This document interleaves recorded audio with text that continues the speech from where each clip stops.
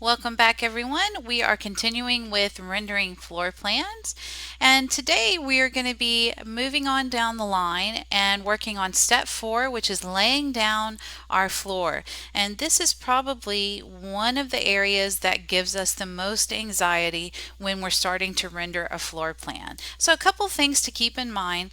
The flooring is definitely the scariest and most difficult to render in the beginning. You'll find with a little bit of practice, doing floor finishes are really easy and a lot of fun, but the first time can be a little bit daunting. And for this reason, it's one of the finishes that we do first. So remember, whether you're rendering a floor plan, an elevation, or a perspective, I try to knock out the largest area first, and that's generally going to be floors and walls. And the reason is, those areas are probably where I'm most likely to have a mistake. And if that's the case, I'd rather do that at the beginning of the drawing than after I've spent an hour working on it and then having to start over. Okay, so based on the recipes you've created, we're going to start adding those washes of color to the floor. And we're only going to be working with a marker initially. We're going to come back later in the process and add that pencil in there. You're going to be careful the best you can to not render over or outside the lines too much. You can mask things with Post-its or Frisket if you need. If you have trouble drawing in a straight line, you can always use a piece of mat board and a T-square as a guide just to kind of keep you level as you're moving down. And with more practice, you'll be drawing in straight lines with no problem. And so at this point, we're just going to work on overall color, and then we're going to come in and make some adjustments later in our process. Okay, so for the first step, I'm going to be taking my recipe that I made and I'm going to lay down the first color. But before I start to lay down the major color, I'm going to go in and quickly, with the fine point of my marker, just do a quick outline. And that'll help me running into all these spaces. Now, if you intend on doing a very dark wall color, you can actually go right over the walls. I haven't decided what my wall color is going to be yet, so I'm going to be careful not to render on top of that.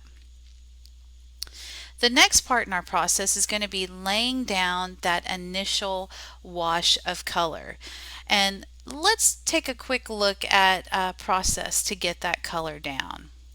Now you want to be mindful to keep that color going in straight lines and trying not to run over the edge.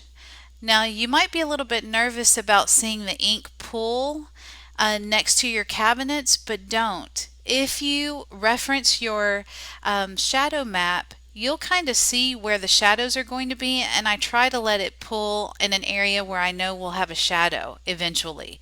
So that'll all get covered up, and I won't have to worry it. And don't be bothered by if there's overlap in your marker lines, because that's really what's going to give you kind of that wood floor linear quality as you're working through. And just take your time and just nice and straight, nice and easy as you go through.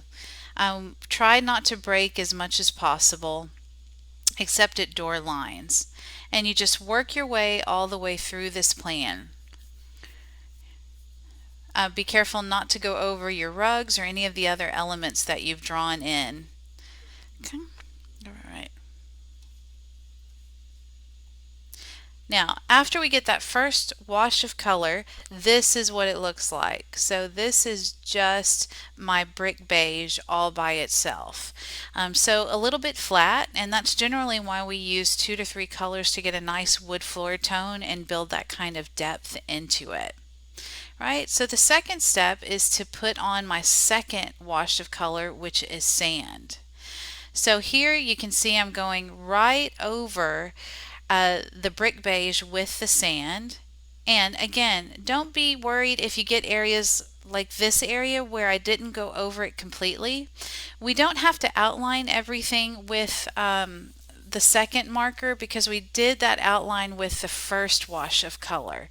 And so really what we're trying to avoid by doing that first outline is we don't want any areas where there's white left next to walls or next to objects.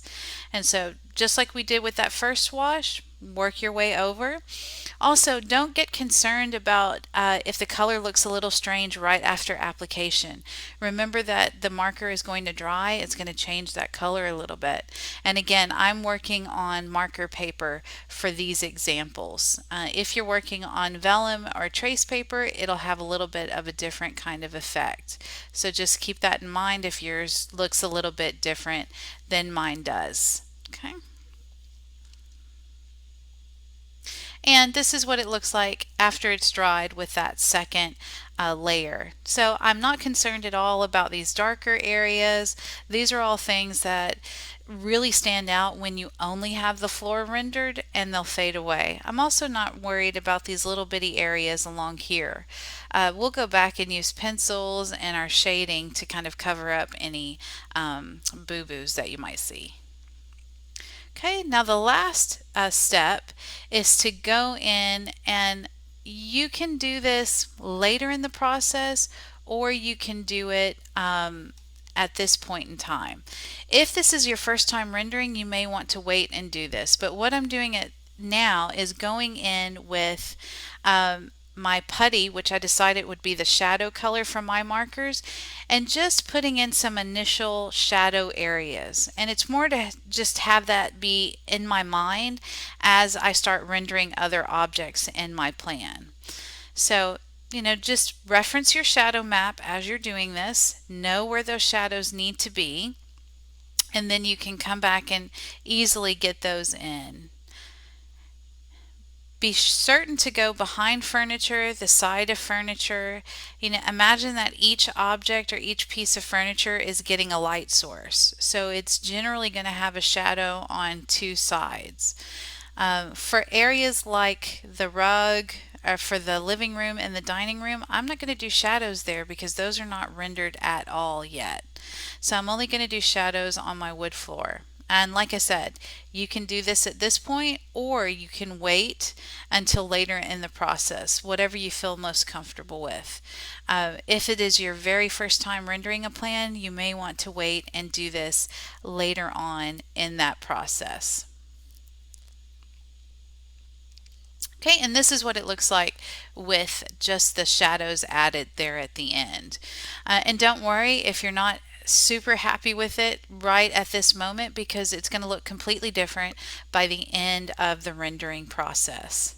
Okay, with that done, we are ready to move on to some hard surface rendering.